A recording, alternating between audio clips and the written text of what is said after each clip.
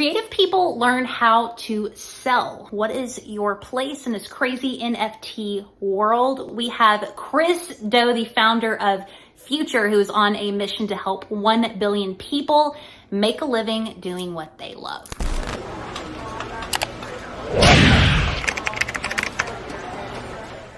We are here, NFTs for Newbies. I'm back here at the Futur with Chris Do. My name is Chris Do. I'm a loud introvert. I'm a middle child. I'm a recovering graphic designer. I'm an educator.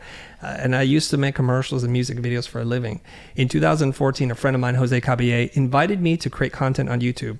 I'm 42 years old at this time, and I say, hell no. But he doesn't take no for an answer. So we start making content, and doing so changes the course of my life and my company forever. We want to talk about NFTs. We want to talk a little bit about Web3 because we had a discussion about it, and there are some weird transparencies, I think, that happened that I want to talk about. But Chris, number one, thanks for having us back. Of course. Thanks for having us here. Yes. Let me start with this. Have you made any progress in the Web3 NFT world of your own that's going to help you maybe make decisions down the road?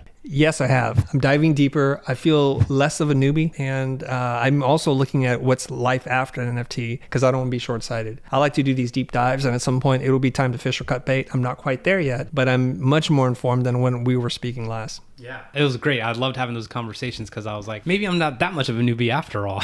But what I wanted to talk about was I was a guest on your show, and I loved that. I have to thank you. That was like one of my best shows that I've ever been on. And the funny thing was there was a couple tweets on your Twitter and on mine about kind of like almost like this disappointment, like, Chris, what are you doing? This is ridiculous. And I was kind of surprised. And as we've done some more interviews, we've found out that's kind of a trend. And then when we were just with Tom Bilyeu, he says gamers specifically, like that's like a civil war. Like they don't even want to touch NFTs. Was that a surprise for you? And how did that make you rethink things, if at all? It did not surprise me at all. You work with artists and you think artists are open-minded, they're curious people, and they want to live outside their comfort zone. But then my community is artists, and that's not always the case. I think there's always this perception of if you do something and you go make money, first of all, you're a sellout. This has existed for a really long time. And you love an indie band and they get big and all of a sudden they're a sellout. Because don't artists get to make money and live comfortably too? Apparently that's not the case.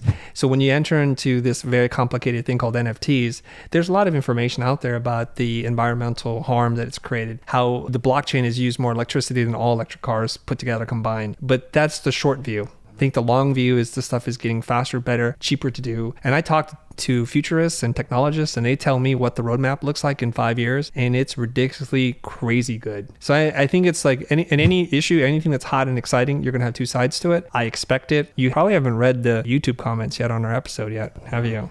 Yeah. Well, yeah. You do need to check that out. Like you're all curious about it. Like let me check it out. Right. So what happens is what Greg does is he's my co-host on the podcast. He cut down like a minute-long thing and he put it on our YouTube channel as a short. And of course, people are like, I followed you, I love you, I'm done with you. From that one episode. So Rich, if nothing else, you've cost me one subscriber, You're if welcome. not more. Yeah. And there's more. There's more. It. There's a lot there. And I think, here's my thing too. If me putting out content for 8 years since 2014 isn't enough for me to show you my true colors, that I'm in it for the long game, then you weren't really a fan anyways. And here's the thing. People say this to me all the time, like, I'm done watching you. That's it. For a number of different reasons. I'm thinking, I teach you how to make money so you can improve your life. Who are you really punishing by saying, I'm done watching you? I don't hard sell you anything. I'm not pitching you anything. This isn't a giant marketing funnel as some people might think it is. I'm here to genuinely help people. If you don't want to be helped, totally cool with me. You're not really hurting me. It's okay. Well, I just want one quick thing on that. Okay. It's funny. I had a friend who has a service dog, and they didn't let the service dog on his flight on American Airlines or whatever. It's like he tweeted about it. I retweeted. I was like, I'm never flying with American Airlines again until I tried to get a flight to wherever, and Delta was like $1,000, and American Airlines was $390. Like at some point, the content is still going to resonate. Like even if it's just one thing, like that quick dismissal, I've learned the hard way is not always exactly what it seems to be. So you probably didn't lose that person. It was just an emotional reaction, but I just think it's from people not knowing exactly what the future looks like. Yeah. And that's He's where telling that's where himself we to come feel in. better for not making you lose that subscriber. That's probably what it is. But to his point, like, that's been surprising to me is how many creatives have told us, like, we've had people who have like huge followings and they're doing great work, and they're like, I'm scared to transition my business into NFTs or something like that because of the backlash. You're an educator, you're a teacher, and recently someone told us, as a NFT creator, we also have to be educators because we're educating our audiences on what NFTs are, the blockchain, being transparent with how our new business model, etc. But a lot of us aren't teachers or educators, and that's a skill set. So since you've been doing it for years, do you have any maybe bullet points of like, what does it take to properly educate someone? What have you learned over the past few years that maybe we could integrate into our own businesses? This is just a broader education question. Okay, I love that. Thank you. The first thing is I just try not to educate anybody that doesn't want to be. And so you have to come willing, open, and ready to learn. It's like if you want to learn something, no one can stop you. And if you don't want to learn, no one can teach you. And this is really, really important. We'll talk about this whenever I run a workshop. And I know I'm going to say things that are counterintuitive for people. The first thing I say is you can't fill a glass that's already full. And there are people who are much smarter than me, neuroscientists, who talk about learning. Part of learning is forgetting. You have to forget to learn. If you read Benedict Carey's book, How to Learn, The Surprising Thing About How We Learn, he talks about it, and there's a good amount that he writes on, like, we have to forget. And memory is like one of these things that's really tricky. The more you think about something, the more you alter it from what really happened. Do you mean forget what you think you know, or forget things that don't have any pertinence to where you're trying to go? For example, if you wanted to learn about how to do logo design, everything that you already know about logo design, you have to forget temporarily to make room for new ideas. You have to be open. And here's the other thing too. The word educate, the root word is educe, and educe doesn't mean to put in, it means to draw out. So a lot of people think being a great teacher, being a great educator is me transferring information over to you. And we know from having sat in lecture halls before, we didn't retain anything. So it's not so much about how much I transmit, it's about what you receive. The best way I know how to educate someone is to ask them questions, get them to think. And so my job as an educator is to frame the question. So if you ask them the right question, they'll think about it, and you lead them gently along a path of short, easy to answer logical questions in which they will arrive at their own conclusion. You used to talk about that in sales all the time too, though. Exactly the same thing. Literally, Yeah, sales to me is education. That's all it is. Speaking of sales. Yeah, so at the time of this recording, you have 1.91 million subs on YouTube. Yeah. Clearly you're slacking because you're not at 2 yet. I know. I had a call with my team today, so I'm like... I think last time I was here, actually, I think that was your goal, is to double it in a certain amount of time, and you guys were crushing it. And then on Insta, I think you're at 790,000 or something. Yes.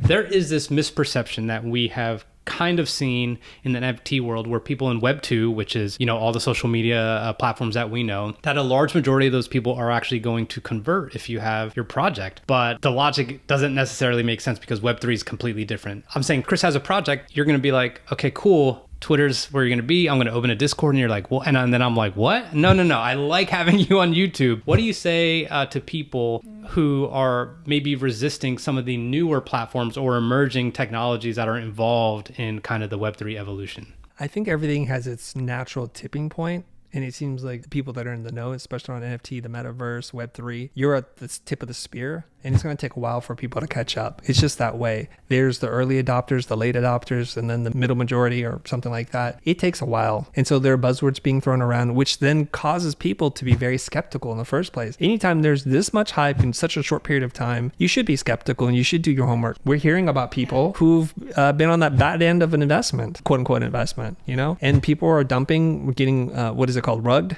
Rug pulled, so it's those kinds of things are happening, and I think you have to be careful. Otherwise, there's some swampland I want to sell you in Florida. Were you skeptical at all? Were you resistant at all? 100% skeptical. Really? Yeah, but I think being a critical thinker means you have to be skeptical, to be critical of your own thoughts. So the first thing that you should do is, if you want to do something, you try to disprove that idea first, right? So if you have a theory about gravity, you should try to disprove your theory first. And if you can't, you're getting closer to the truth. So this is how we prevent ourselves from falling in love with the first thought that we have.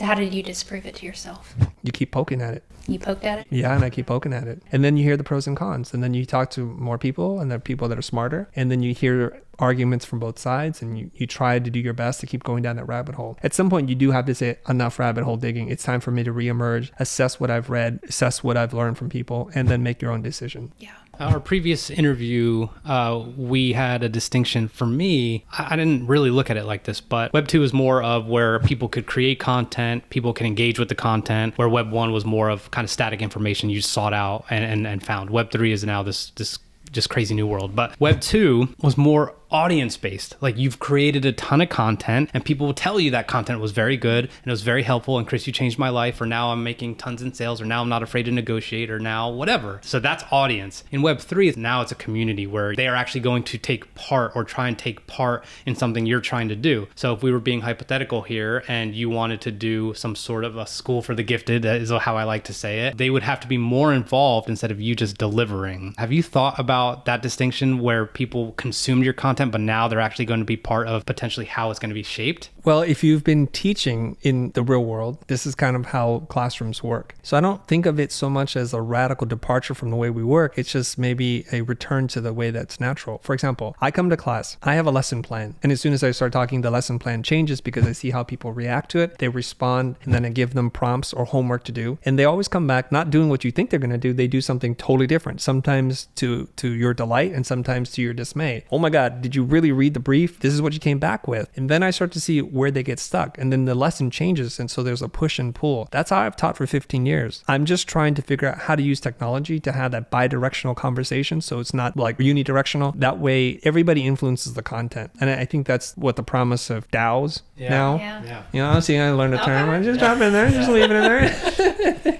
I wanted to ask you about the first time before the show, before I really dove into your content, I ran across one of your YouTube videos. And I'm not going to lie to you, it made me very uncomfortable because you were pushing sales and how to, which I struggle with as a creative. You know, I make all the excuses in the world of, well, that's just not my gift, is whatever. I just want to make stuff, you know. And so when you were talking, I'm like, dude, he's right. He's so freaking right. And we've gotten so many emails from listeners who are they haven't built successful businesses outside of Web3. Yeah. NFTs is kind of their entry point of like, oh, maybe I could put this on the blockchain and sell it. What skill sets are still going to need to be preserved even in blockchain technology as far as sales go with creatives? Because I think there's this misconception we're going to mint it and they're going to come. And it hurts my feelings to think that may not be true.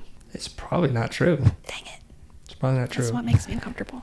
Because what we're talking about isn't that we're reinventing commerce. We're just finding new layers of technology to 100%. Give more power to artists. So the same issues still live. For example, ideas about self-worth, how to price it. Do you price it based on the market or on demand? How long is your financial runway? What kind of latitude do you have personally? It's just you need to pay the rent, buy diapers, and put food on the table. Your mindset's going to be very different. The interesting thing is it's given a lot of underexposed artists an opportunity, a platform to make money really fast. But as you know, some first-time people who come into money, like hip-hop stars, they'll make money and then they'll be broke by the end of their career or before. And this happens all the time because they have incredible talent, but their financial IQ is very low. For artists who maybe get some traction, we've been kind of pushing the conversation a little bit that you're not an NFT project, you are actually a business owner. If people have not, like Heather was saying, not necessarily succeeded as a designer or as a logo artist or as a podcaster, and maybe they're getting a little bit of traction in Web3, and maybe it's not NFT, maybe it's just like smart contract technology. What would you say to them in terms of like, you really have to look at this from the lens of you are a brand and a business that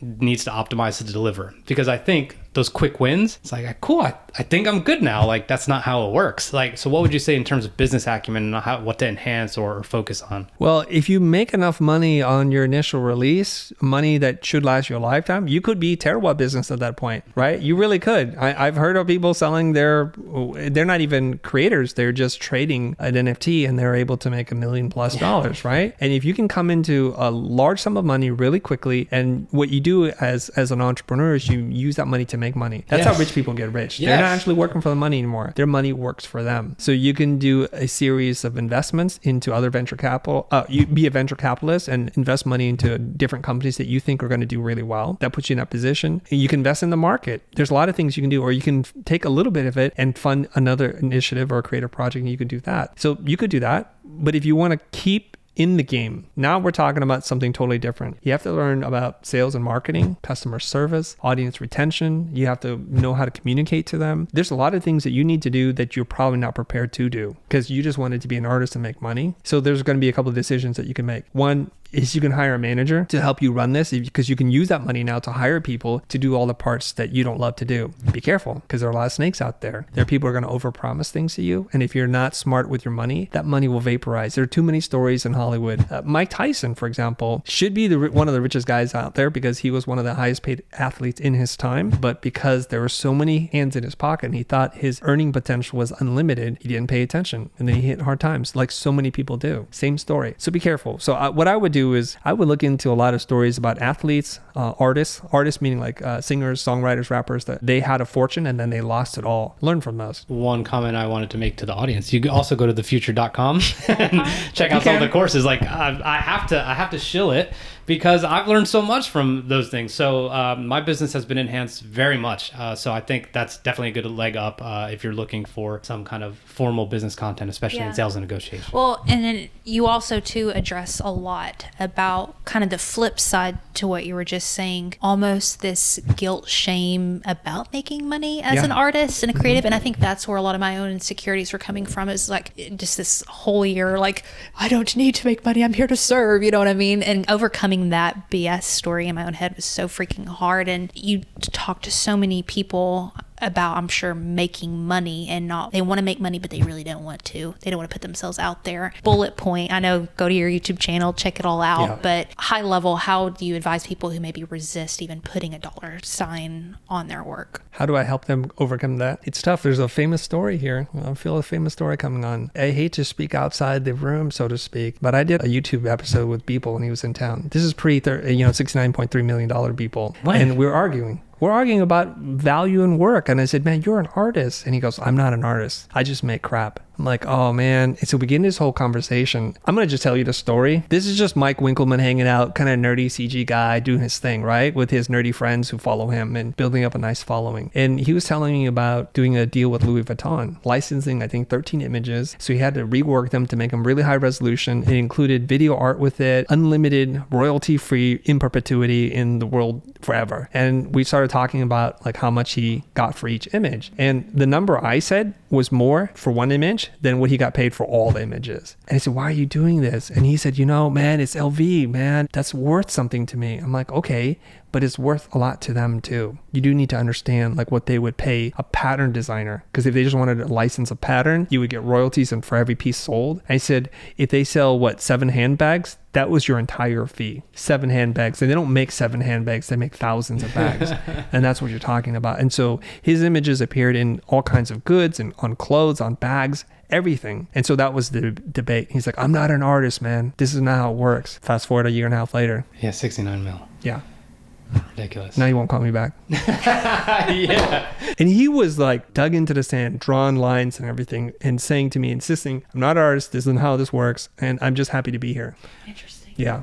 Mm-hmm. There's a part of me, I don't know, this is maybe not even a question, more like a comment that can have comments on it, but if you made NFTs, you actually don't have to quote unquote like sell me, right? There's or a course or anything like that. I don't need necessarily the marketing. If I know you're doxxed, which I know you have a presence online, your reputation's on the line, right? So like if you don't deliver, if you don't go all out to deliver, I know that I could trust you. I could do it. So you don't actually have to market. Now the best part of this whole thing is if I buy one of your NFTs and then Heather finds value in it and I put it for sale on OpenSea, then you get the royalties, and there's still no selling from you involved. Is there a concern about where artists' actual business skills can go because they're not actually going to be involved in like a sales process? There might not be a discovery call needed ever. Hey, if that's the way the world works, I love that too.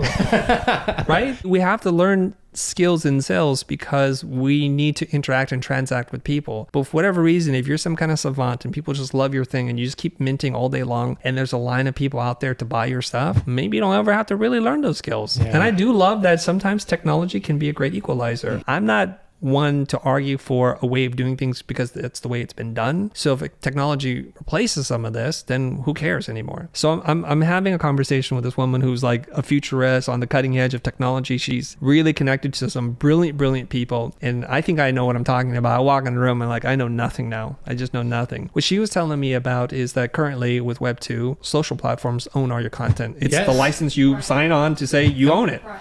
When we move into this Web 3 and the platforms are gone because quantum computing can then now trace and track and have provenance over every image, every tweet, every video clip that's out there. And then a mass takedown happens because of all this superpowered computer stuff, right? So anybody that retweets or uses your content without your permission, because now the blockchain can authorize and authenticate every person's work, all that will disappear. So she's like, content creators who are creating content today will be in a terribly advantageous position moving into this new space. She tells me it's going to happen within 5 years. I said, 5 years? She goes, sooner, but I'm just saying 5 years so your head doesn't melt. So she's like, you make a tweet. Someone retweets that tweet, you get some money that comes to you. And everybody that retweets that, the money just keeps flowing. And that's how it works. And so the game is going to change. And she was telling me about all the hangups that people have about blockchain today. They'll be gone. For instance, you don't have to create a MetaMask wallet. It's just connected to your Apple wallet. Yes. And it'll be sent. It's just as simple and as transparent as anything else is today. And it's fractions of pennies to mint. And then now you can mint everything that you have. And she's like, it's already happening because there's platforms that you can do for a fraction, like a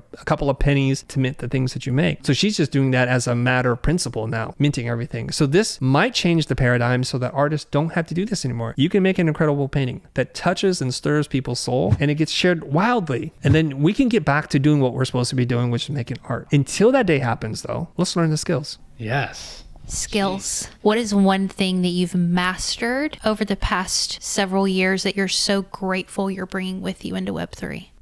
That is a really complicated question. For me to be able to answer, I need to know what the hell Web3 is to know what I've mastered and then to connect those two things. Can you ask it in a simpler way? What have you mastered over the past several years running your business that as you look at NFTs, blockchain technology, any kind of shifts and adjustments that you need to make, you're like, thank God I have mastered, I've spent time learning X because it's going to be important here?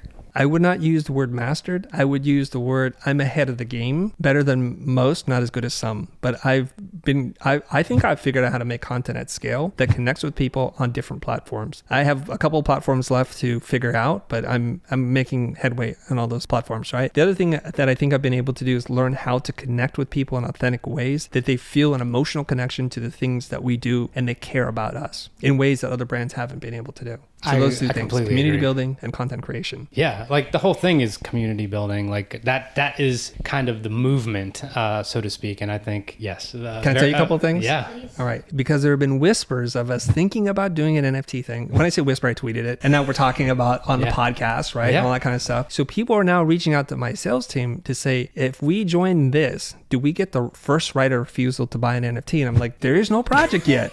Do you know I've not put any kind of real concrete thing out there? So there's some excitement. People are then DMing me and saying, I need to be on the wait list. You cannot cut me out of this. I will be mad at you if you do this to me. And so it's nutso. And I think that's a testament to us showing up every single day for the last freaking 8 years. What a signal. So anyone who has not listened to the Future podcast where I was on and you kind of alluded to a potential project, right. This is a completely different audience. So hopefully you don't mind sharing the conceptual project or what you've been imagining a little bit in terms of what it could be if you do it. I'm still working through it. I'm thinking for me right now, it's going to happen in a couple different stages. The first one is just to get through the process of minting and understanding what the market wants and what it can do. So I've got a couple ideas on just, I think they're called PFPs. That stands for profile. You are not a newbie. Profile picture, yeah. Profile picture, like yeah. a Yeah, picture. that people can use. And so it'll be like a really cool piece of art. Maybe I do like 5 of the same and then I do some variations, but not a ton, just to put out there to say, okay, I've been through the process. I understand it before we go with something big. I don't want to just jump out of the gate and say, here's the biggest thing ever, and to be learning at that kind of scale. But really what I want to do, especially as COVID restrictions are lifting, seems like the world's returning back to normal-ish. And if we can get through this next period, then it seems like what I want to do is to be able to establish physical brick and mortar spaces and places for people to come. The dream, the pitch is this. If you had a rich uncle who was a super nerd into comics, movies, video games, all that kind of stuff, and skateboards,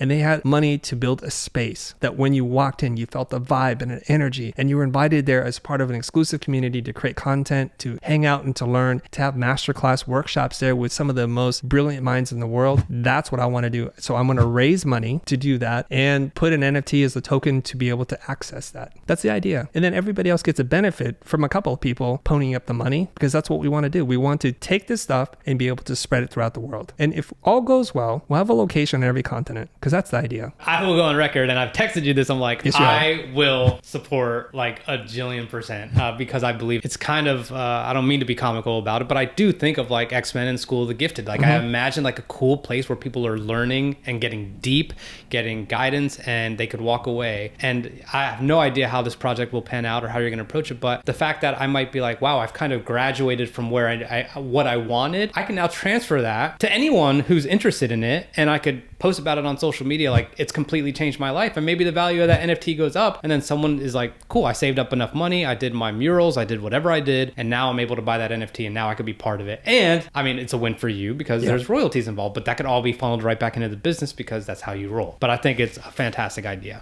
There's a couple other things I wanted to insert. When I was talking to this person about NFTs, the future, quantum computing, she said you can use NFTs for charity. And so if I put into the smart contract, a certain percentage goes to a charity or a scholarship, then you know, okay, you know what? Not only are you making an investment, but every transaction that happens after, it's going to contribute money to this thing. I really like that idea of something that's generative like that. Real quick, we have an artist who followed us on Instagram, and I was like, oh, 75,000 followers. I'm like, let me check out her content. She's a muralist. Incredible. Like, incredible. I'm like, wow. Her NFTs are actually animated, and they're not similar, actually. But she's put one out a day, and she sells one every day. We didn't know this, but I bought one the day after we interviewed her. I'm like, oh, I'm scooping it up. And I love it, by the way. And she goes, awesome. I'll have to fill you guys in on how you can sponsor an artist. So the NFT actually sponsors someone for her artist academy that she has, where she does something kind of similar to you, helps artists learn business things. I was like, we're sponsoring an artist now? Like, the feeling of supporting her was great, but now it's even better. You know what I'm saying? So that was such a win. And I think, yeah, you're absolutely onto something. Like, whether it's a charity or scholarship or whatever, like, it's a huge win. Yeah, it's like for good corporations like Tom's, 1 for 1. So you buy something because it gives you joy in owning a piece of art. You get to support the artist. There's potential long-term value for you in case that work appreciates in value. But then you're also supporting some charitable foundation that you should be aware of. And you're like, hey, I like that. It makes me feel good. It's a win for everybody.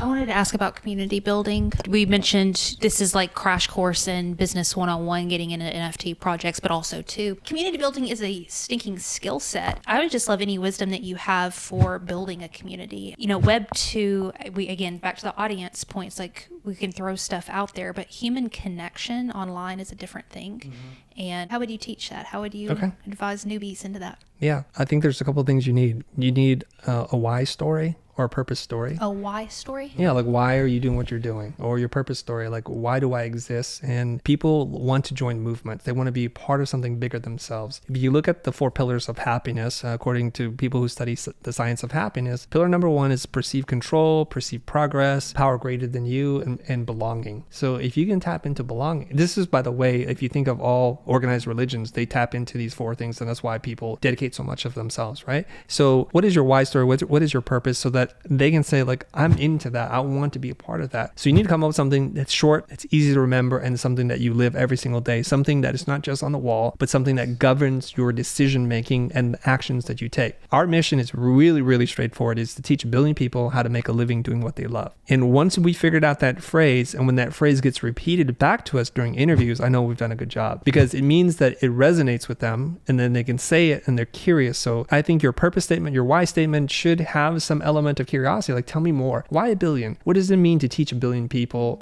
make a living doing what they love? Why is that important to you? And then that allows me to be in a whole conversation, explain more. And so we've even come up with a hashtag for it, the 1B-1 project. People are claiming their number. Oh, nice. Yeah, so that was an idea. Gamification, exactly. Yep. So there was a person who suggested to me on Twitter, and I forget his name right now. He's like, how do we know you've reached 1 billion, Chris? Because it feels like it's a much bigger number. I'm like, I don't know. Okay, we'll start counting now. And so people started getting into it, right? And so here's the weird thing. So Ben is testing it. So Ben owns numbers 1 through 5 or something like that. Ben, you can't own the first 5. You need to give number 1 to the guy who suggested it. So we need to retroactively make that work. Yes. So he can have number 1. So here's the thing that I throw at people. If you want to test how strong your community is, ask yourself this question. How much do you pay to acquire a customer? Cost per acquisition, what is it? What do companies pay? Some people pay $30, some people pay $100. Here's the thing, people pay us to be part of our email list. They're joining us. They're becoming sustaining members. They're just saying, I don't need anything. I don't want anything. Here's $5 a month. Here's $15 a month, whatever they want to contribute. That's the strength for your community. So you need to have this statement, your purpose statement, your why statement, simple, repeatable, easy to understand. The next thing you need to do is you need to think like an educator. You have to out-teach the competition. This is an idea from Rework, Jason Fried, David Heinemeier Hansen. They wrote this book called Rework, Out-Teach the Competition. So what you want to do is you want to develop a curriculum that you can take them through long-term. And if you can do that, they show up every single day. Let's take it back to church. I was raised Catholic. You know what they do. Every Sunday you come in, they read a passage, there's a story, there's some interpretation, there's a lot of ceremony before, during, and after, and people just come. I don't know how long it takes for them to go through the whole Bible. Maybe it's a year and a half. I don't know. But that sounds like a curriculum to me. Huh. A layer onto that is, you said, maybe you just said you didn't master, but you're better than most on the content creation side. What would you advise on content creation? So maybe you have that idea, that mission, and your ethos, your core values, but like maybe the content's not popping like Chris Do content, right? And you're like, Twitter's kind of where it's at, but I know I could probably grow on Instagram, and then there's LinkedIn. It's so professional. Yep. Like, what would you advise someone, maybe even an artist who's looking to kind of make sure they have a splash on social? Yeah. First thing you need to do is just pick one platform. Don't try to do all things on all platforms. Pick one platform. Create content like a native. Understand what they want. Understand how it needs to be formatted. Don't try to do this thing where you push one piece of content through 4 different funnels. It's not going to work for now. And you do need to pay attention. I would say also high quality writing beats high quality production. Forget about the cameras and the mics and all that stuff. Just think about good writing. It begins there, right? And you have to learn how to write for the internet age. It's a little bit different than you writing long form narrative.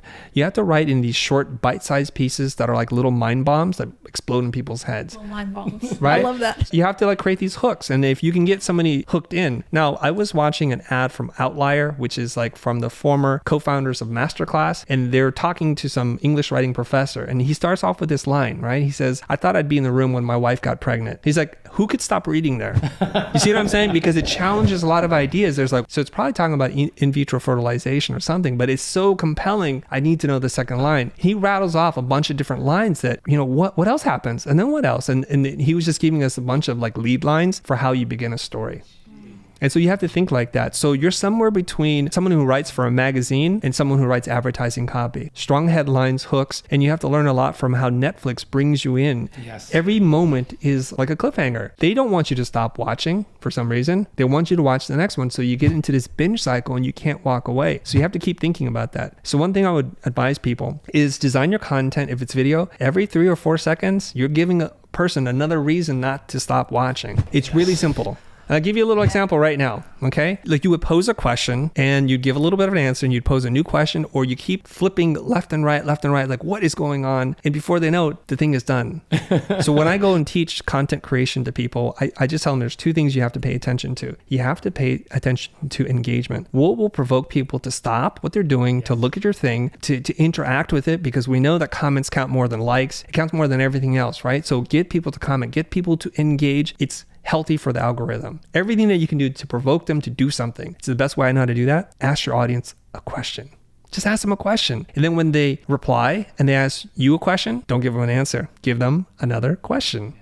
Keep engaging with them. Now you're going to use the Socratic process, asking lots of questions, right? And you're educing the answer out of them. You're not trying to educate them. And then this is good for them. It's good for their self-confidence, for their self-esteem. It's great for the algorithm. Number 2, you have to look at retention. Retention is just percentage of completion. And you would think, oh, what is the highest possible retention you can get? You would say 100%. We know that 100% is the maximum. So you're going for that. Yes. If you get 100% retention, you're doing really, really good. But you can actually get more than 100% retention. You can get 200% retention. Rewatching. How do you do that? You have to start thinking about your content in replayability. If you're doing shorts and reels and TikToks, think about that. I saw Dr. Julie. She's on TikTok. I forget her last name. She's British. She's a therapist. And she did this thing. She's like, do you know there's this thing called the Thatcher Effect? And she shows you portraits of famous people like Obama, somebody else and somebody else. And you just keep seeing them. Like, they look a little funny. And she goes, at the end of the video, the Thatcher Effect is we transpose the face on the mouth. Now I want you to watch this video again and flip your phone upside down. And when you flip the phone upside down and it plays again, they're monsters. They look totally different. It is scary. What a wonderful way to get you to watch it twice. And then you know what? It wasn't twice. I watched it 3 times because I thought she tricked me. I thought this was a weird loop where she pretended like it was over and then they did something funny, but no, it was the same thing. So she got 300% view from me. I know we're right at time, but I have to follow up with one thing. Mm-hmm. I think there's this battle inside of me where we just want to make more content. You know what I mean? Like we want to like repurpose everything. We want 100 pieces of content out there and de-rocket everything. And then also too, like that takes time and intention and effort. And so I've been torn back and forth with like, okay, create fewer really well crafted pieces of content versus like document versus creating. I want to add on, we have made massive amounts of content together, and at some point, yes, with Newbies. So we have the YouTube channel, we have the podcast, and all kinds of things in between. What she's alluding to, and something I've definitely brought up, is like we're in free content creation mode. You know, there is a big time investment. There is a lot of investment into the YouTube editor and all these other things. We're cranking out content, but every so often we're like, should we just go to like 1 video a week instead of 4 and just like make it better like content. like the best possible written scripted video we can, or what? Like, Or stop crying and just don't sleep and the reason they got all good. The reason I wanted to elaborate is because I believe in the beginning it's quantity over quality, and then, you know, so you can kind of figure out what's good and what's not, what's popping. But what are your thoughts on that? And yeah, like the quantity thing's killing us. In keeping with the whole NFT for newbies, I want to talk about content creation for newbies. Yes, okay? yes. If you are waiting to make a piece of content, I have a plan for you on how to create 100 pieces of content. Let's call it the 100-day challenge. That you're going to commit to creating a piece of content every single day. It could be a tweet, it could be a long form, short form post, a video, anything you want. Commit to that. The first 30 days, all I want you to do is do the things that give you joy. Things that you're passionate about. I want you to try to make as many crappy, intentionally pieces of content as you can, because you should not be locked into anything. So if you want to do a video where you're upside down, if you want to do one where you're dancing and pointing, reading a book, waking up, hair done, the hair not done, switching hats, or whatever you do, just make 30 pieces of crappy content and stay out of the results. 100%. Do not look at likes, comments, shares, none of that. It'll be very difficult for you to do. And if you do look at it, don't even care. This is not about you trying to grow, not about you trying to optimize. Just get out of your system after the 30 days. So content 31 to 60, I want you to make an educated guess at the 5 pieces of content that you posted previously that gave you the most fulfillment, the most joy, that you think might attract an audience. Now that you got out of your system, you're going to look at that, right? So the first part is just like, you know, on those cooking shows, it's just you running to the pantry and getting every single item that you can. You don't need to be selective at this point. But moving forward, you look at those ingredients, see what goes together, what doesn't, what fits, what doesn't work for you and your schedule. This was easy, that was hard, but it was worth it, whatever it is. Now take 5 educated guesses and make content based on those 5 hypotheses. And these tend to be like around different content buckets. So this could be like motivational, this could be training, this could be a drawing, stop motion animation. Do those 5 things and then run it again from day 30 to 60, then you're going to stop. Now it's time to pick 1 or 2 things and focus on that. Now you have a hypothesis. You've tested some things, you know what's kind of working. Now it's time to look at the data. So post 61 to 100, your final 40 pieces of content for the 100-day challenge. Make something, look at the results, make adjustments. Not big adjustments, make small adjustments. Each post, make one, see what happens, adjust. Read the comments, let it influence where you're going to go. You can start to think about optimizing somewhere towards the end, but don't do it until you're in the final phase. This is really important that you do this because so many people, they make one thing, either the audience hates it or loves it, and it sends them in the wrong direction. Either way. I had a debate with my wife. Good save. I had a debate with my wife in the car, right? She goes, honey, you love making content because the world rewards you for it. You do this, you get hired to speak, and people buy your book, and they're showering you with praise. They send you chocolates, And I said, this is not important to me at all. And she said, you're a liar. Of course it's important to you. Of course it is. I said, no, watch this, okay? If I'm an artist, what is being an artist? I love what Lana Wachowski's explanation of what art is. Art is an invitation to look at the world from a different point of view. So I have to have a point of view, I have a perspective, and I want to share my perspective with you. So if I make something that's not true to my perspective and I'm rewarded for it, do I want that? Probably not. This is why a lot of well-known A-level Hollywood actors are poo-pooing these tentpole comic book pictures because they're like, this is not art. I know this is ruling the box office, but we want to make serious work, dramas, comedies, whatever they want to make. They don't want to put spandex on and do these things, right? So for them, they draw the line. And we know a lot of artists that are like that. I would rather make music and obscurity than to sell out and shill generic pop songs because that is what pays. It's soulless work. So I said between these two things, whether I want to make money doing something that sucks or making something that is true to my artistic being and not being rewarded for it, I'll choose true to my artistic being. Now the happy spot, of course, is where you can be true as an artist and find an audience and build a community around that so they show up and you're rewarded for it. That is the sweet spot, obviously. It starts with you articulating your ideas and just being an artist in that sense. There's too many people in your life and in your world trying to tell you what to do, what to eat, what not to eat, how to dress, how not to dress. This is your chance to share your unique point of view with the world. And when we look at Maslow's hierarchy of needs, once your base level is met, the top is self-actualization, the realization of your true potential. And if you're in a place, roof overhead, rent is paid, you have enough. And enough can be a lot less than you think. You have enough. I think it's time for you to explore the artist inside of you. Come on. A little bit of church today. That was good. Dang. This is like fantastic episode for our artists, our aspiring artists in our community. We just want to say thank you to Chris for being on NFTs for Newbies. I do really want to strongly encourage you to start looking at his content. It's not a mistake. Clearly, as you just listened to how he has been able to amass to 1.9 million subscribers on YouTube, this is going to probably merge a couple of paths for you, and that is the business side of art and then art. So thank you for all that, Chris. Thank you for having us here and taking all the time to articulate your ideas and for taking Heather to school and to church. I need to go to school. I'm good. I'm comfortable with that. I'm fine with We that. will support the School of the Gifted. So there you go. I have the haircut for it, so I'm already halfway there. With my gout coming on, I'll be in a wheelchair soon enough. So thank you so much for having us.